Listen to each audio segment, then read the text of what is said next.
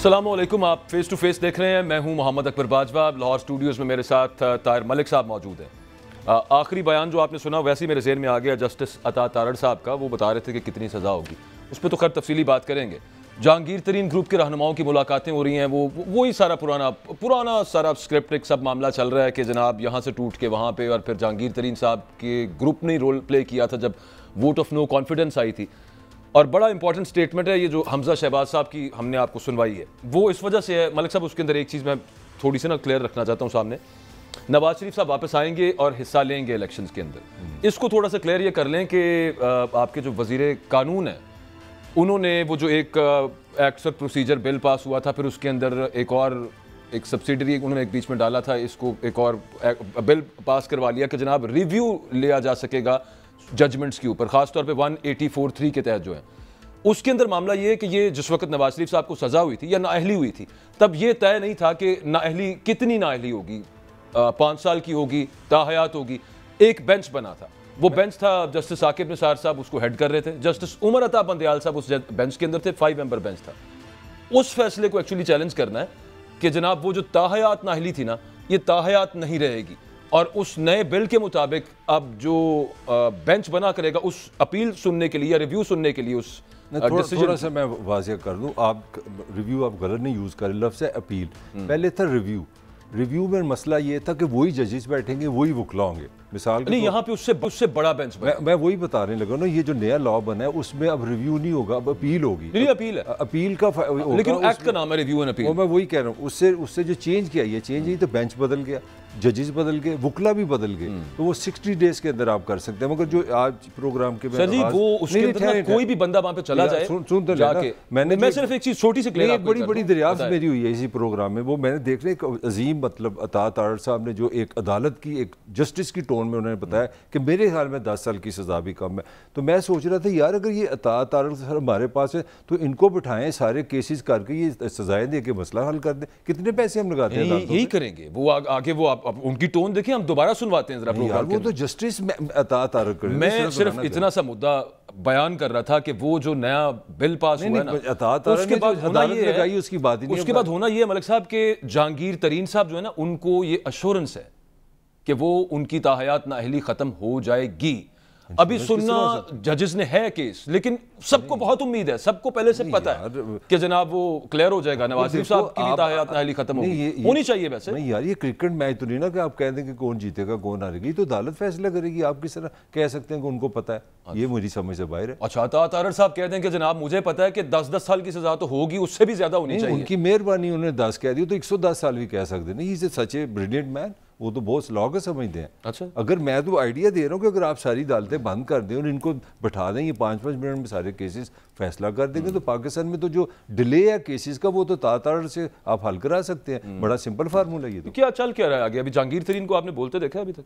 बोलने से मतलब है कि फुटेजेस तो चलती हैं। देखो यार, उसके साथ मिलके कोई बयान सुना आपने उनका? जो सीधी बात है, ये कोई 100-150 ये जो बंदे ने प्रेस कॉन्फ्रेंस की है ना, अब इससे छुपी कोई बात नहीं। इनको एविडेंशियल ये कन्विंस कर लिया गया है कि हाँ इज नो मोर।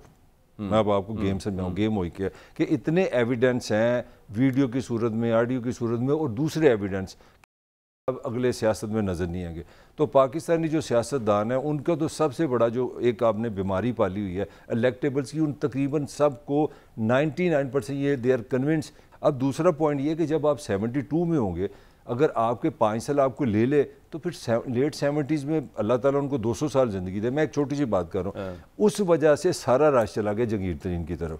और अगर आप गौर करो, जाना था। अब जहांगीर तरीन कहाँ फंसा हुआ है, ये भी तो लेकिन सिर्फ ये नहीं है कि आप ये कहें कि सियासत नहीं रहेगी या पार्टी या खुद अहल नहीं रहेंगे या जेल में होंगे, जो भी है, ये सारा कुछ अपनी जगह पे है। आपके ख्याल में उन लोगों को खुद किसी किस्म का कोई प्रेशर नहीं होगा जो छोड़ के गए हैं? नहीं, देखिए आप फवाद चौधरी की लाइन से समझे, देखिए कितनी खूबसूरत है। वैसे तो वो रिटायर हो गया, वो छोड़ने का उनको 12 घंटे के बाद याद है मैं थोड़ा सा रिटायर हुआ, थोड़े से रिटायर होते थोड़े बाद उन्होंने एक पॉइंट किया कि हम लोगों को जरदारी और नवाज शरीफ के रहमो करम पे नहीं छोड़ सकते। तो बॉटम लाइन ये है कि अब ये यहाँ कहाँ पे फंसे हुए हैं? ये फंसे हैं कि को नहल करा के यही पीटीआई को नया पीटीआई बनाया जाए कि नई जमात बनाई जाए, ये कंफ्यूजन है। This is the point. अच्छा, उसके अंदर दो तीन 3-4 प्लेयर्स हैं। अच्छा, जहांगीर तरीन एक हैं, वो नई पार्टी वाला मामला है। असद उमर दूसरे हैं, वो कहते हैं कि जनाब मैं अंदर से ही लीड करूं तहरीके इंसाफ को। के बाद ने असद उमर को काट दिया बीच में जब उनसे पूछा गया कि आप अगर जेल जाते हैं तो आपके बाद कौन लीड करेगा, उन्होंने कहा शाह महमूद कुरैशी। अच्छा, चौथे एक और हैं सबसे स्ट्रॉन्ग कैंडिडेट, वो कौन है? परवेज इलाही साहब। वो किस तरह? परवेज इलाही साहब का, अच्छा वो, अच्छा एक मेरा सवाल है। अच्छा, एक उधर जस्टिस अतात तारड़ साहब हैं, हाँ। दूसरी जगह पे एक और हैं हुजूर, निगरान वजीर इत्तलात आमिर मीर साहब। वो मैजिस्ट्रेट पे तनकीद कर रहे हैं कि तुम्हारी जुर्रत कैसे हुई है परवेज इलाही को बरी करने की। अच्छा, मतलब तो ये तो उन्होंने पुरानी को पोस्ट निकाल ली बकौल उनके कि जनाब फेसबुक के ऊपर ना ये किसी दौर के अंदर ये जो जज है ना इसने वो तहरीके इंसाफ को सपोर्ट किया था। तुम तो मेरी बात कर रहे हो ना, फिर हमारे यहाँ एक बहुत बड़ा मसला है जस्टिस डिले का। मुझे तो ये बड़ा फौरी इंसाफ का तस्वर नजर आएगा। इधर अतात तारड़ साहब को बिठा दें, सामने केस ही रखें, आप उनको 2-2 मिनट में बताते जाओ कि 10 साल 5 साल 2 साल, ऐसे काम खत्म हो जाएगा। ये तो बड़ा अच्छा आइडिया है। अच्छा, एक छोटा सा मेरे ज़हन में एक चीज़ फंसी हुई है। फयाज चौहान एक मतलब एक इंडिकेटर्स होते हैं, हम सहाफ़ियों ने चीज़ों को इंडिकेशन से लेना होता है। साहब ने जब पहली प्रेस कॉन्फ्रेंस की तो उनको मैंने बड़ा इम्प्रेस हुआ, बड़े दुखी थे। उन्होंने कहा जी परवेज़ इलाही साहब मेरे ना बाप की हैसियत में, मैं उनसे बड़ा इम्प्रेस हूँ, और उनसे मैं मतलब एडवाइस ज़रूर लूँगा, मैं उनसे मिलूँगा ज़रूर। मुझे थोड़ा वहाँ पर कोई थोड़ा सा समझ गया ना। नहीं, मैं तो थोड़ा बहुत, मैं काफी समझ गया हूँ, आप बोल नहीं रहे। अभी प्रोग्राम से पहले आप बातें कर रहे थे परवेज इलाही साहब की, चलें एक बात कर लेते हैं। एक मिनट, एक बात। अच्छा, इसमें भी एक पॉइंट आपको लगता है, मैं वैसे आपसे सवाल पूछता हूँ, जो मामला पाकिस्तान तहरीके इंसाफ के बाकी लीडर्स के साथ रहा है, वैसे तो चाहे वो पाकिस्तान तहरीके इंसाफ के सदर हैं, मैं उनको पाकिस्तान तहरीके इंसाफ का लीडर नहीं मानता। मतलब मैं समझता नहीं हूँ कि वो जन आगे थे, बस ठीक है, लेकिन वो अभी ताज़ा ही वो हुए थे तहरीके इंसाफ के मेंबर बने थे। लेकिन जो ट्रीटमेंट उधर रहा है ये कुछ प्रेफरेंशियल नहीं है, मतलब ये इस तरह का, और उसकी वजह क्या है? अच्छा, मेरा ये आपसे सवाल है। मेरा ये देखो, मैंने बुनियादी सवाल ये है कि ये जितने भी समझदार लोग हैं ना, जो सियाने लोग हैं, उनको पता है कि माइनस है, और इनको पाकिस्तान के सिस्टम का तुमसे और मेरे से बहुत पता है। इनको पता है कि असल इलेक्शन से पहले होते हैं, इनको पता है नज़र आ रहा है। अब उधर वो हम बाद में बहस करेंगे कि क्या वाकई कहाँ साफ हो सकता है कि नहीं हो सकता। ये अब लड़ाई कोल्ड वार चल रही है। कोल्ड वार किधर चल रही है? शाह महमूद कुरैशी और मैं समझ नहीं है, ये बड़ा एक टेक्निकली पॉइंट खेला है इनको तंग करने के लिए। उन्होंने कहा कुरैशी, अब कुरैशी को क्यों दिया, ये भी सवाल है, क्यों नाम दिया कि उनका पैदाइश से पहले, पैदाइश के बाद जहांगीर तरीन से जंग है। उन्होंने कहा ये दोनों साउथ से हैं, दोनों आमने सामने के लोग हैं, लिहाजा खान ने बड़ी पॉलिटिकल मूव की है। असद उमर साहब को भी एक तरह से बीच में से उन्होंने किया है। नहीं, देखो, अच्छा एक और पॉइंट समझो, असद ने ये नहीं कहा कि मैंने पीटीआई छोड़ी है, मैंने उहदे छोड़े हैं ताकि साहब जाएं तो साढ़े तो ये सारी। और परवेज इलाही साहब भी बड़े प्यार के साथ टॉप पोजीशन के अहल हो चुके हैं। चले एग्जैक्टली इस पे तफसील से बात करनी है। मियां मंजूर भट्टू साहब ने हमें ज्वाइन किया है, thank you very much sir, आपने वक्त दिया है। मुलाकात आपकी भी हुई है जहांगीर खान तरीन साहब के साथ। क्या मामला है सर आगे? नई पार्टी लॉन्च कब हो जाएगी, कब नाम डिसाइड हो जाएगा, आगे क्या कुछ शेयर करें हमारे साथ।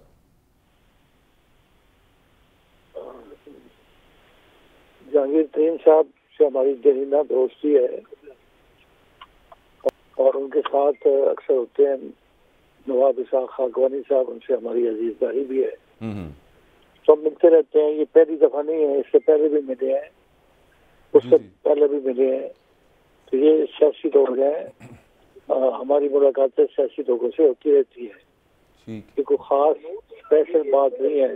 अच्छा, ना कोई पार्टी ज्वाइन करने वाली बात है, ना कोई दूसरी बात है, मुलाकात है और सियासी मामला को डिस्कस करते हैं। तो सियासी मामला डिस्कस किए हैं, मुल्क के मौजूदा हालात जो है वो डिस्कस किए हैं, ठीक है, और इस पे अफसोस का इजहार किया और इसकी इस्लाह के लिए आपस में बातचीत की है। बिल्कुल ठीक। अच्छा, ये फरमाइएगा भट्टू साहब के जहांगीर खान तरीन साहब की जो ताहयात नाहली है वो खत्म हो जाएगी आपके ख्याल में? आप उनको भी उम्मीद है, इस बारे में भी कोई बात हुई कि आगे एक्टिव पॉलिटिकल रोल उनका हो नाहली खत्म होने के बाद? किसका? जहांगीर तरीन साहब का। और जहांगीर तरीन साहब के बारे में यही है कि वो पार्टी अनाउंस करने लगे हैं। नहीं, वो तो है, मैं पूछ रहा हूं उनकी जो ताहयात नाअहली है सुप्रीम कोर्ट से जो हुई थी वो खत्म हो जाएगी, उनको उम्मीद है? ये तो अब उनको पता है या उनको इन्होंने जिसमें वो जाएंगे कि उनकी डिस्क्वालिफिकेशन खत्म होती है या नहीं होती, ये तो अल्लाह को पता है। मैं तो कोई बात कर नहीं सकता इस बारे में। अच्छा वट्टू साहब, आपने फरमाया कि पाकिस्तान की जो मौजूदा सियासी अफसोसनाक सूरत हाल पर डिस्कशन की है और इस्लाह की बात की है, तो आप हमसे शेयर करेंगे आपकी नज़र में क्या इस वक्त सबसे बड़ा पाकिस्तान का सियासी मसला है और उसका हल क्या है, इस्लाह कैसे हो सकती है? इसका यही है कि ये सियासी लोग जो है ये सब लोग होश के नाखुन दें। अच्छा। और मुल्क की क्रिटिकल सिचुएशन जो है, माशी सूरत हाल है, सियासी सूरत हाल है और मुल्क के जो हालात हैं उसको सामने रखते हुए अपनी अना को छोड़ें, अपनी जिद को छोड़ें, अपने तकब्बर और गरूर को छोड़ें और आपस में मिल बैठने की बात करें और मिल बैठे और मिल बैठ के इसका हल निकालें। तो जहांगीर तरीन साहब इस चीज के हक में है कि आपके साथ सबको बैठना चाहिए? जहांगीर तरीन साहब इस बात के हक में हैं कि सबको बैठना चाहिए, उसमें जहांगीर तरीन साहब से इस बारे में मेरी बात नहीं हुई। अच्छा ठीक है। नहीं, वो आप बता रहे थे ना कि आगे हल निकालने की तरफ हुई है, तो अच्छा वो वैसे हुई है, उसका जिक्र नहीं आया। नवाज शरीफ साहब का, सर आप बड़ा समझते हैं सियासत को, आप बहुत सीनियर सियासतदान हैं, चलें यूं में नवाज शरीफ साहब का आपको एक्टिव पॉलिटिकल रोल नजर आ रहा है कि उनकी नाअहली खत्म हो जाएगी, उनकी पार्टी तो दावा करती है ये? देखिए, पार्टियां खत्म नहीं होती, वक्ती तौर पे अप्स एंड डाउन होते हैं। ठीक। पाकिस्तान पीपल्स पार्टी पे कितनी पार्टियां बनी हैं वो एक भी नजर नहीं आ रही, सारी खत्म हो गई, सिर्फ पाकिस्तान पीपल्स पार्टी मौजूद है। और इसी तरीके से मुस्लिम लीग पे भी बहुत सी पार्टियां निकली हैं, लेकिन कोई खास पार्टी नजर नहीं आ रही माशा मुस्लिम लीग नवाज के। तो इसलिए ये अप्स एंड डाउन जो है ये सियासी जमातों में होते रहते हैं। वक्ती तौर पर पार्टियां बनती हैं फिर फिजल आउट हो जाती हैं। वट्टू साहब, यहाँ पे इतनी आगे सियासी जमातें हैं, 12 जमातें इकट्ठी मिलकर हुकूमत कर रही हैं, पीटीआई है, पीटीआई में भी 5-6 लगता है पार्टी बन रही, इसमें नई पार्टी भी बनाने की क्या गुंजाइश कोई है, कोई पॉलिटिकली स्पेस है कोई? देखिए, ये तो बनाने वालों को पता है ना कि क्या इसकी जरूरत है। स्पेस तो अब देखें कि लोग जो अब की पार्टी जो है अगर उसको डाउनफॉल आती है या इमरान खान साहब जो हैं वो डिस्क्वालीफाई होते हैं या कोई सेटबैक होता है, तो ये लोग किधर जाएंगे? ये लोग जो है सपोर्टर जो है, ये बड़ी तादाद में सपोर्टर है। ये तो आपको और हमें मानना पड़ेगा कि बड़ी तादाद सपोर्टर हैं और आज भी बड़ी तादाद में सपोर्टर हैं। इसमें कोई शक शुबे की गुंजाइश नहीं है कि वो समझते हैं कि के साथ ज्यादती हो रही है, ये ज्यादती नहीं होनी चाहिए, इससे उनकी हमदर्दी में इजाफा है, कमी नहीं है। तो आप समझते हैं कि पॉपुलैरिटी कम नहीं हुई 9 मई के बाद? 9 मई के बाद पॉपुलैरिटी में अगर कुछ समझता है कि बहुत लेट डाउन हो गया, बहुत कमी होगी, तो ये गलत असेसमेंट होगी। ठीक है, थैंक यू वेरी मच। मंजूर भट्टू साहब हमारे साथ मौजूद थे। इस पे कर ले मलिक साहब। बड़ा कमेंट किया उन्होंने कि मतलब मेरे ख्याल में ये जो पॉपुलैरिटी का एंगल उन्होंने दिया है, कम लोग ऐसी स्टेटमेंट देते हैं। तो इस पे फिर ये बहस तो ये बनती है कि चले आपने नई पीटीआई बना ली, आपने जहांगीर तरीन ने भी नई पार्टी बना ली, तो अकबर जो सवाल है, जो वोट है, जो पुराना पीटीआई का कमिटेड वोट है या आइडियोलॉजिकल वोट कह लें या रोमांस का वोट कह लें, वो किधर जाएगा? वो तो मेरा तो उससे भी पहले एक सवाल है, वो जो बात कर रहे थे, छोड़ के कौन गया? लीडर्स, वर्कर भी छोड़ के गए हैं तहरीक इंसाफ को, आपने सुना? यार एक बंदा नहीं छोड़ के गया जो एमएनए बन सकता है। मुझे बताओ एक बंदे का नाम, मुझे बता दो कि ये बंदा जो है ना एमएनए माइनस बन सकता है, मैं फिर कहूँ छोड़ू। यार ये तो सारे आए उसी के नाम पे। और पाकिस्तान में अभी तक वोट किसके नाम पे है? भुट्टो का। ये दुनिया में शायद ये हमें ये शरफ हासिल है कि नाम क्या है, मुस्लिम लीग नून का मतलब नवाज शरीफ।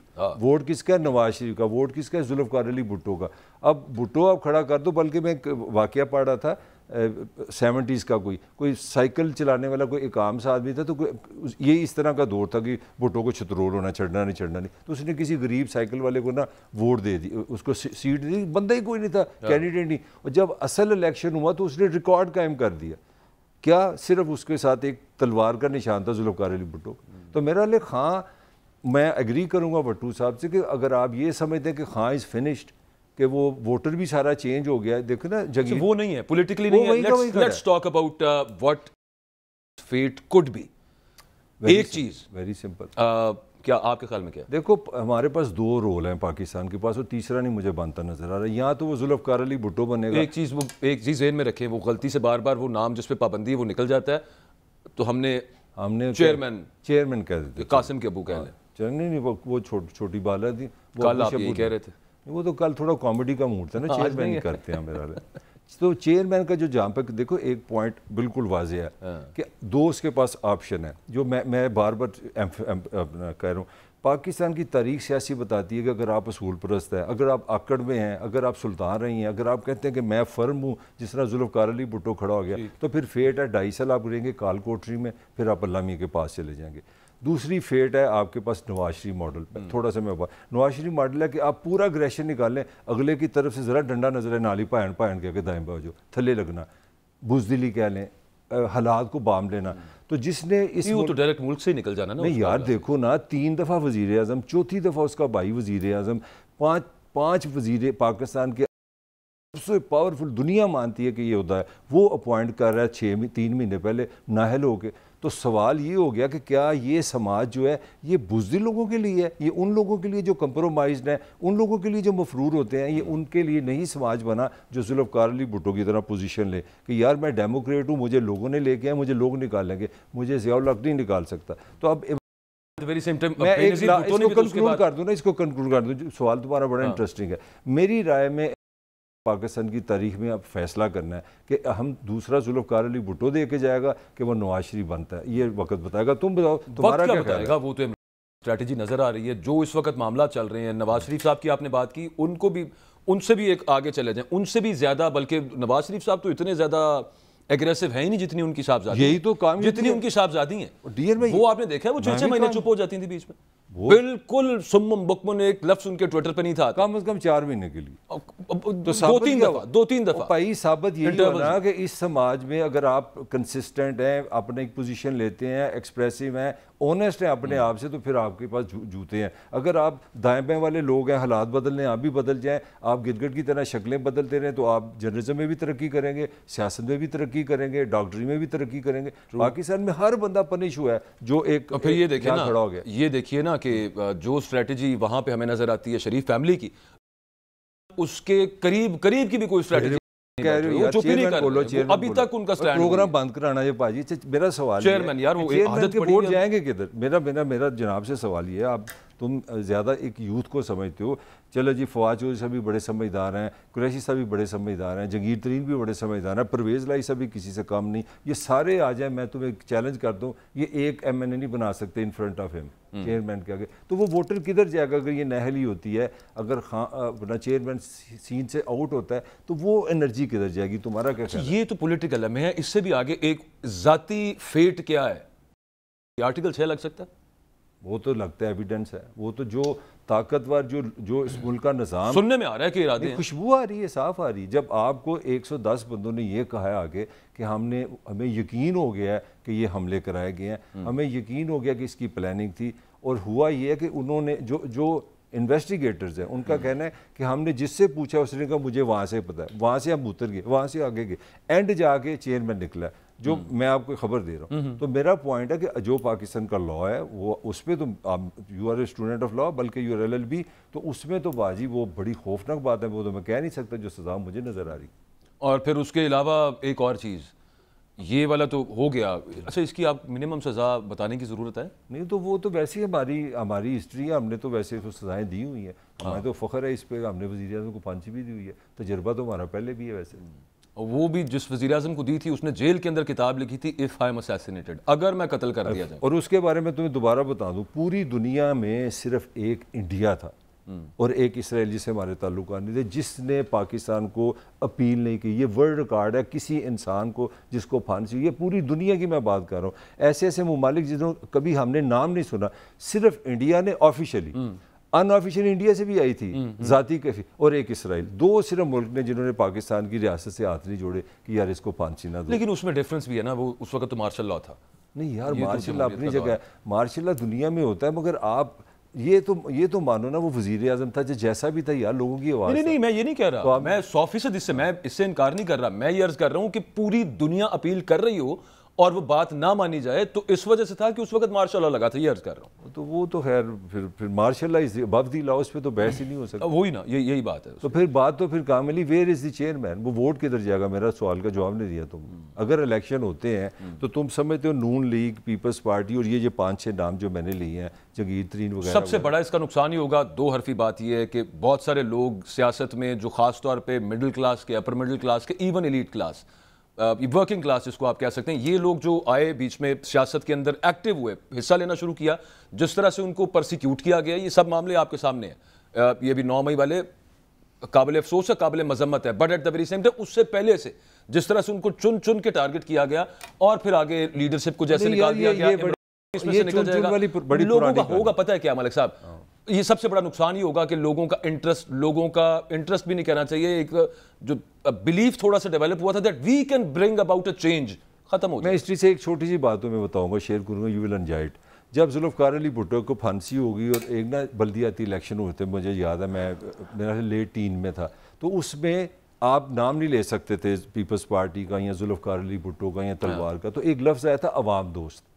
अच्छा, 3, हालांकि उस वक्त सोशल मीडिया भी नहीं था, इस तरह कम्युनिकेशन नहीं थी, पूरे शहर को ये पता चल गया कि जिस बंदे की तस्वीर के साथ एक लफ्ज़ लिखा होगा ना अवाम दोस्त, ही इज़ जुल्फ़िकार अली भुट्टो, और वो मैसिव विन थी उनकी। मुझे अच्छी तरह याद है, मैं ये कोई कम से कम 35-40 साल की बात कर रहा हूँ, अवाम दोस्त का लफ्ज़। तो अगर आप ये समझते हैं कि हमारे यहाँ जितनी अदालतों के फैसले में, मैं उनके खिलाफ बात नहीं कर रहा, ये याद रखना सियासी फैसले वोट से होते हैं, लोग करते हैं। ये इलेक्शन बताएगा कि चेयरमैन आउट हुआ कि नहीं हुआ, इस दुनिया को कोई बिल्कुल इलेक्शन बताएगा, और ये पता नहीं कौन बताएगा कि इलेक्शन कब होना है, ये पता नहीं कौन वो। खैर अच्छा, वो जो इस वक्त माशी सूरत हाल है ना, वो भी बड़ी जालिम है, उस पर कुछ बात करनी है, लेकिन एक ब्रेक वो बाद में करेंगे। उसमें मैं ये खबर तुम्हें दे दूँ, मुस्लिम नून की एक लॉटरी निकली है, मैं तुम्हें बताऊँगा क्या निकली है।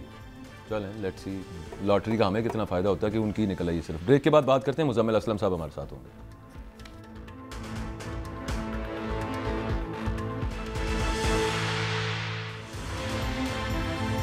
Welcome back. वज़ीर ख़जाना इसहाक डार साहब कुछ दिन पहले ये कह रहे थे कि हमें अब IMF के बगैर रहना सीखना होगा। वज़ीर ममलकत बराए ख़जाना जो आयशा गौस पाशा, वो कहती हैं कि IMF के बगैर चारा कोई नहीं है। आज फिर इसहाक डार साहब की एक स्टेटमेंट आ गई, बल्कि वो आपको सुनवा देते हैं।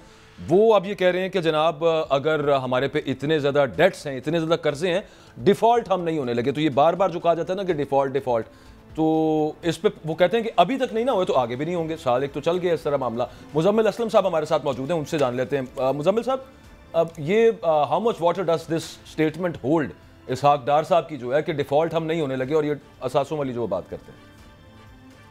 सबसे पहले तो ये एक शिकस्त एतराफ़ है, तो इसका मतलब ये है कि वो जो है माली तौर पे जो है खसारे में है और अपने घर को सही नहीं चला रहा। दूसरी बात, वो उन्होंने 2 दिन से मैं भी सुन रहा हूँ कि वो कह रहे हैं कि जी 130 अरब डॉलर के कर्जे हैं और हमारे असासे 1000 अरब डॉलर के।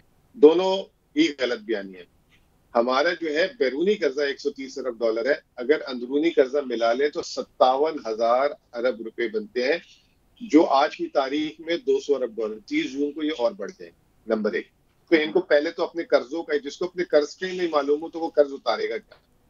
दूसरी बात, इन्होंने 1000 अरब डॉलर के माशाल्लाह पाकिस्तान की असासे बना दिए हैं।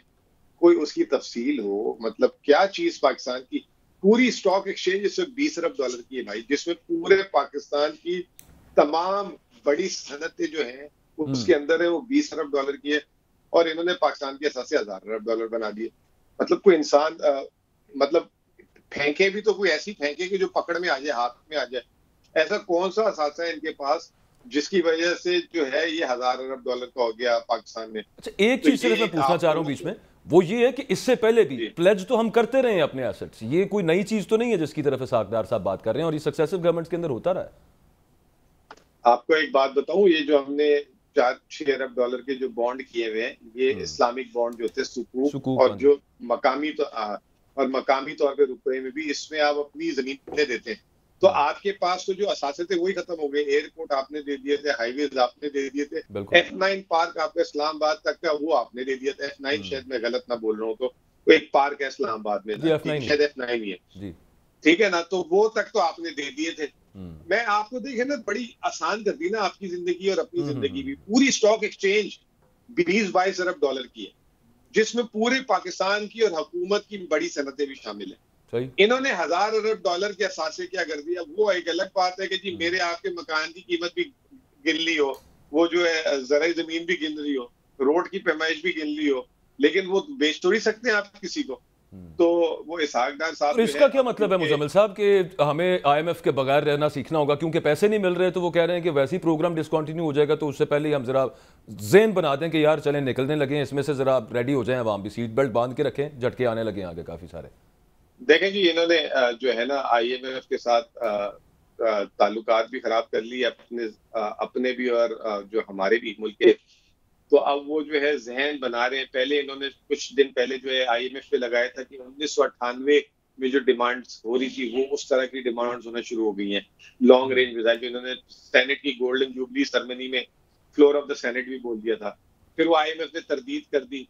तो अब जो है वो कहते फिर रहे हैं कि एक कोई आलमी साजिश लग रही है, जिसकी बिना पे जो है IMF हमें पैसे नहीं दे रहा जनाब। अच्छा जी, चले IMF और वो आपने की है, वो आपकी पार्टी ने की है बकौल उनके। वो हम मतलब वो जिंदगी भर हमने की है। 1947 से 2023 तक 23 प्रोग्राम पाकिस्तान ले चुका है, जिसमें से 2/3 जो इसे कहते हैं 2/3 इन दो पार्टियों ने लिए हुए। सारे प्रोग्राम इन्होंने डिसकंटिन्यू किए।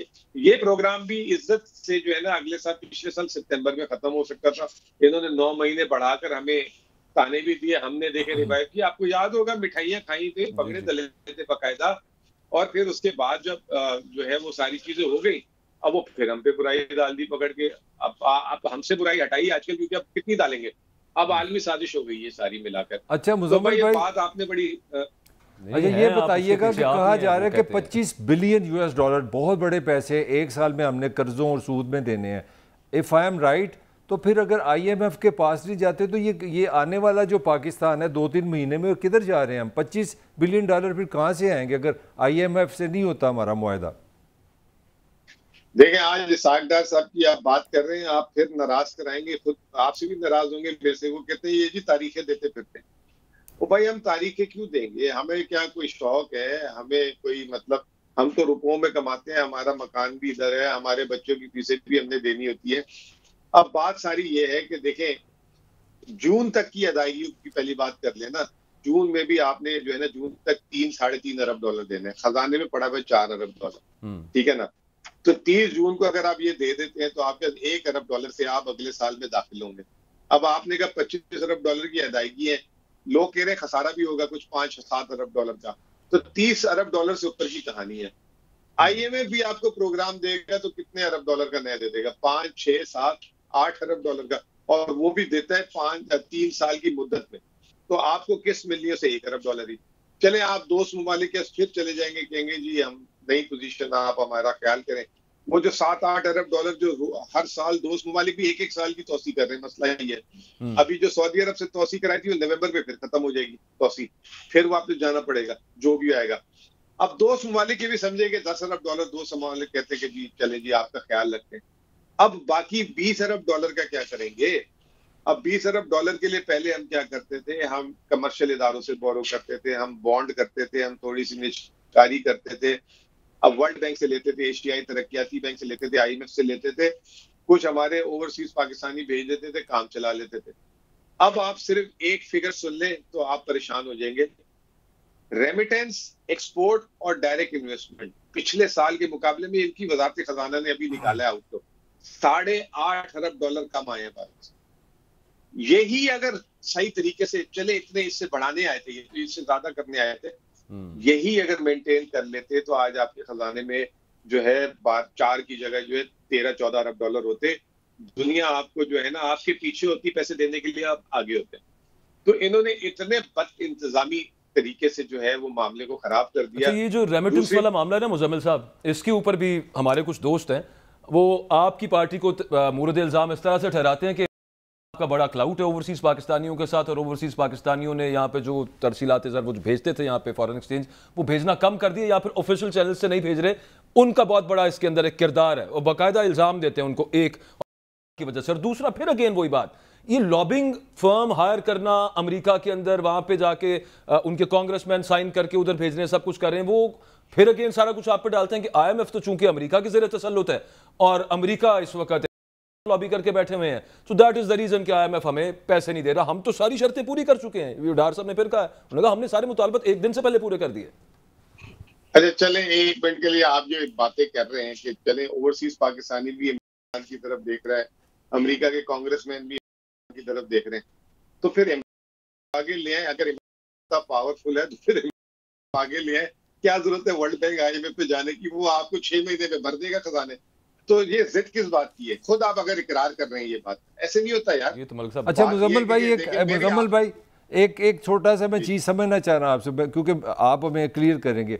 कुछ इस तरह की इंफॉर्मेशन है कि अगर आईएमएफ से एग्रीमेंट नहीं होता तो हुकूमत के हक में जाएगा। वो इस तरह जाएगा कि अगर इलेक्शन अक्टूबर में होते हैं, ये आर्टिफिशियली पेट्रोल भी सस्ता कर देंगे, वैसे 150 पे लीटर कर दिया था, डॉलर को भी आर्टिफिशियली कंट्रोल करेंगे और एक फ़िज़ा क्रिएट कर देंगे। देखिए जी, हमने महंगाई पे भी कंट्रोल कर लिया, डॉलर भी सस्ता कर दिया, पेट्रोल भी सस्ता कर दिया, अब पीटीए को आप खुदाफिज कर दे। तो आप समझते हैं ये जो मैं पॉइंट दे रहा हूँ, आईएमएफ पीछे रहे तो इनको फ़ायदा रहेगा, फ्री हैंड ज़्यादा मिल जाएगा।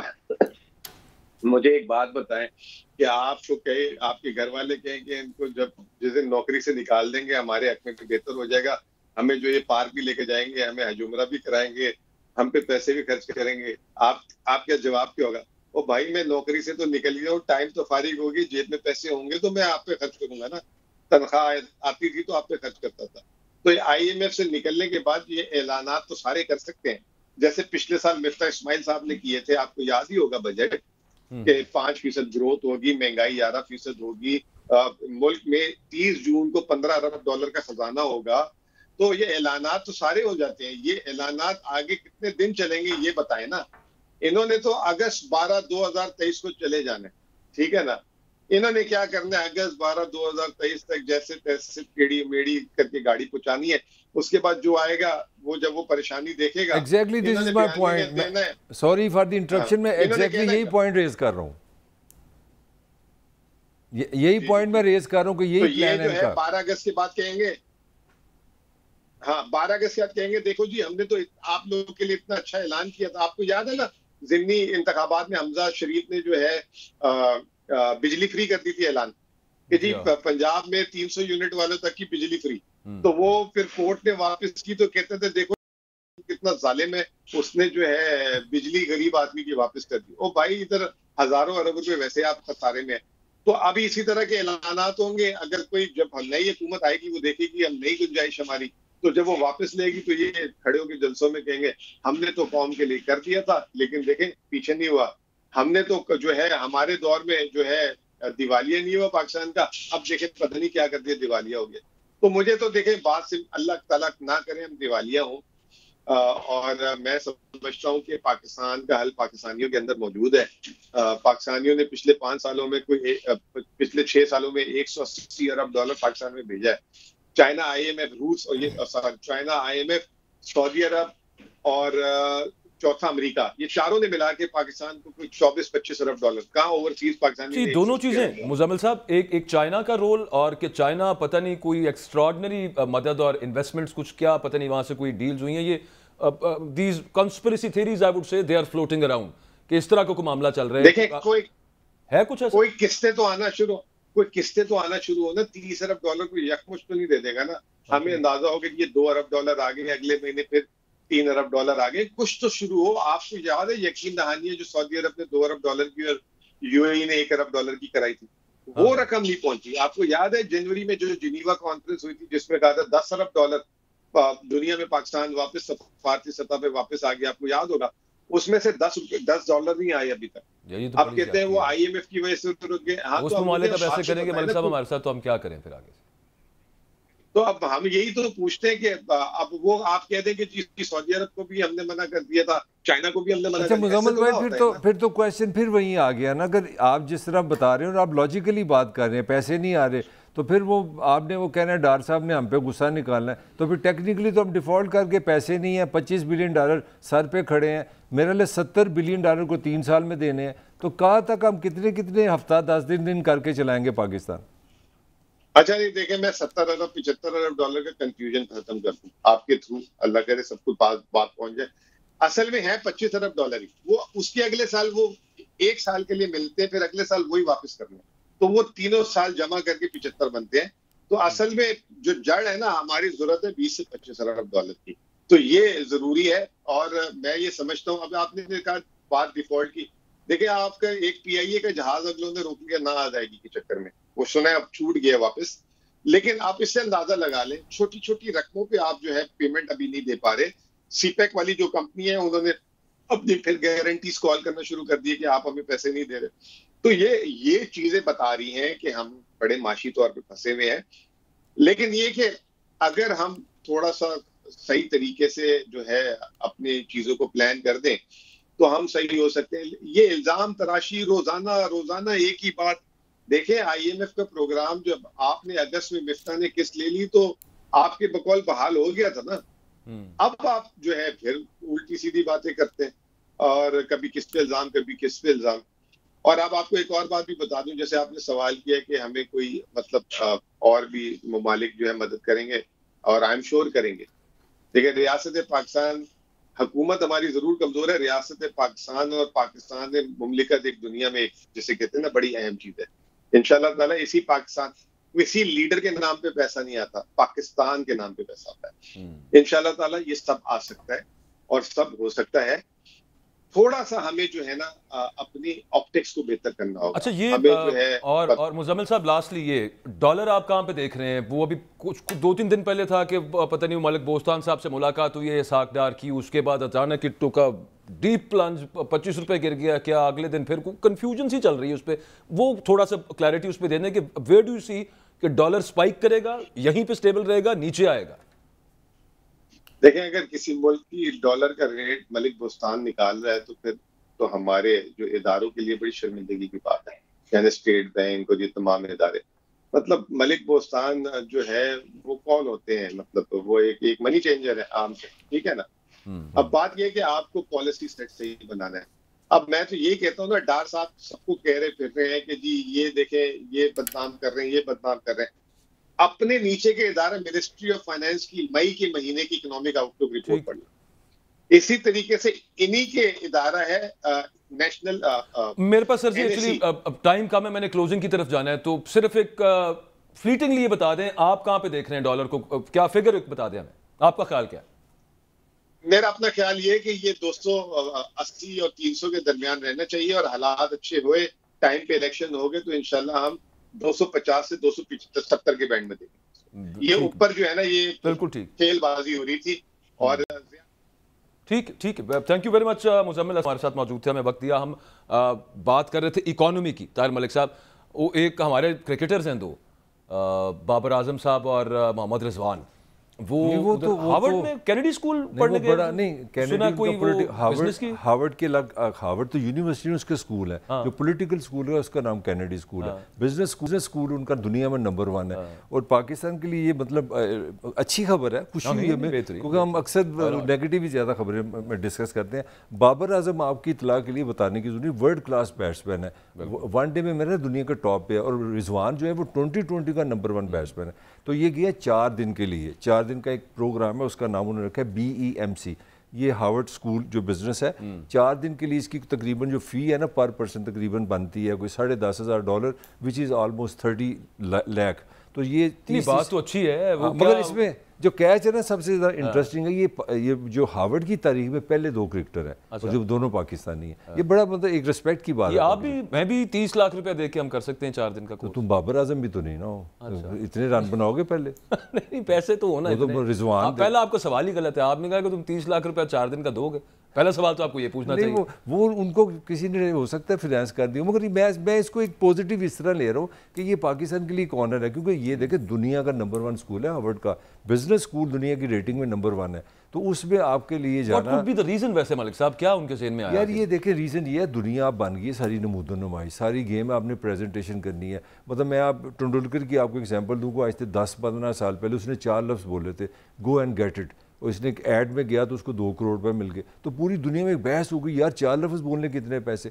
तो ये जो बाबर आजम जो है, ये जो 2 हमारे प्लेयर हैं, ये बड़े कीमती हैं कि ये अगर गाड़ियों के इश्तिहार में आ जाएं, अगर ये मशरूब के इश्तिहार में आ जाएं, टूथपेस्ट के इश्तिहार में, तो पैसे ही पैसा है। मेरा ख्याल है कहीं ना कहीं इनकी ग्रूमिंग की जा रही है, इनकी personality, body language, eye contact, shyness ख़त्म हो। ये जो कोर्स है इसके अंदर ये सिखा दिया, बिजनेस है ना, एंटरटेनमेंट है, बिजनेस है भाई दुनिया पैसे दी भाई, ये सारी गेम पैसे की है, मनी मेकिंग है सारी, मनी मेक्स द मेयर गो, ये कहानी है। बिल्कुल ठीक बात है, वो पाकिस्तान का भी मामला। खैर एनीवेज टाइम अप हो गया जी, कल इंशाल्लाह सेम टाइम सेम चैनल मुलाकात होती है, अपना फीडबैक दीजिएगा।